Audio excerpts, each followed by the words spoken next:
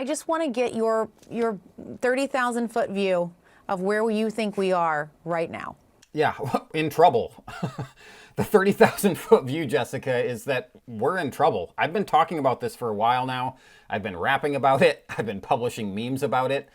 Talking about social inflation, the litigation economy, it's quietly exploded over the past decade. And what do I mean by quietly exploded? That doesn't make sense, right? Well, the explosion part is what the general public is seeing across the nation every single day today. It's the simple fact that you can't drive past a half dozen billboards on the freeway in the country anywhere without 2 of the 6 being personal injury law advertisements. I mean, here in my home state of Michigan, the personal injury billboards are the only ones giving the cannabis shops a run for their money. And if you've driven on I-75, you know exactly what I'm talking about. The explosion is the fact that you can't channel surf cable television or stream Spotify or Pandora for 10 minutes without being asked if you've been injured in an accident or wrongfully terminated from your job. So that's the explosion part that's in everyone's face. The quiet part is the fact that very few people understand what's going on behind the scenes that's actually driving this explosion. The term third-party litigation funding is completely foreign to 99% of the population, and they have no idea how it's already affecting them. So that dovetails really nicely into the other thing I wanted to ask you about on this specific thing, which is they feel pretty confident in what the trends that they are seeing. What do you think about that? And do you think that's true? Well, it's absolutely true, Jessica. The plaintiffs' bar and these third-party litigation funders, or TPLF firms, they have every reason to feel confident in the trends because they've been running wild for a decade now with virtually no resistance or pushback. When you consider the fact that in 2014, 10 years ago, there were 4 or 5 known TPLF firms in the United States investing $1 million in litigation financing. Fast forward to today, 2024, there are now 47 third-party litigation funding firms who've invested $14.8 billion, that's with a B, Jessica, invested into U.S. plaintiff litigation and litigation growth technology. This has enabled the plaintiffs' bar to be on the cutting edge of leveraging AI, machine learning, and related technologies, only further driving litigation growth, enabling billions in advertising, and resulting in an explosion of nuclear verdicts nationwide. Some have been pretty outraged by this. They've compared it to an affair. It's a sign of a bad relationship. What do you think about all of this? Well, I think a lot more people need to be outraged, Jessica, because it is absolutely outrageous, and it's a terrible relationship.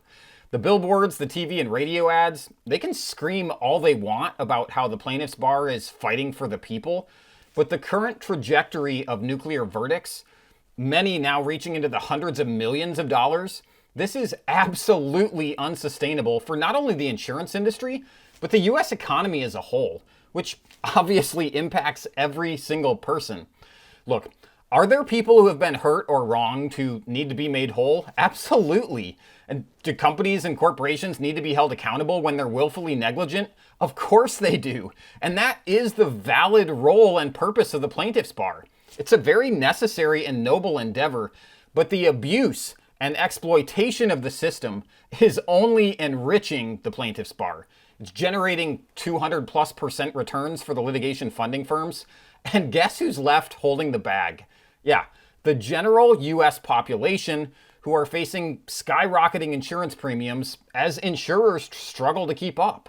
Do you think that's why so many, have certainly been very anxious about this, very nervous, and there's been a lot of anxiety, listen, throughout the country on both sides. This is a high stake that means a lot to Americans, and it just brings so much emotion to all of this. Yeah, well, listen, Jessica, the stakes could not be higher. And quite frankly, I think more people need to be anxious. Certainly more people need to be educated on what's actually happening here. Look, the reality is that money still doesn't grow on trees. It never has, and it never will.